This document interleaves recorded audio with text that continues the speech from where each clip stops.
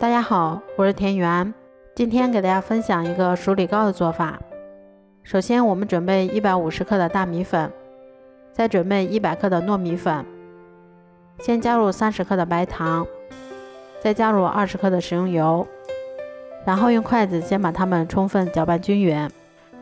搅匀后，我们再少量多次的加入大约100克的清水，然后用筷子把它们再次充分搅拌均匀。添加的水量大概能像这样，用手把面粉轻轻的攥成团就可以啦。接着我们先用手把它们给尽量搓碎一些。为了让成品能够更加的细腻，家里有面粉筛的话，我们再给它过一下筛。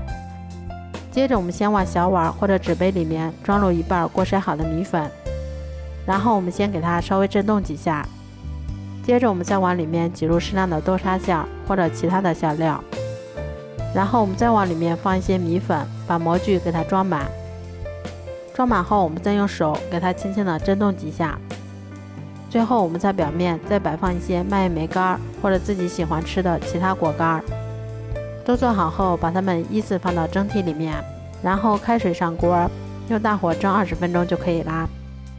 这样做出的熟李糕吃起来口感非常的细腻香甜，味道比外面买的蛋糕还要好。如果喜欢的话就试试吧，喜欢我的视频就关注我吧，谢谢您的支持。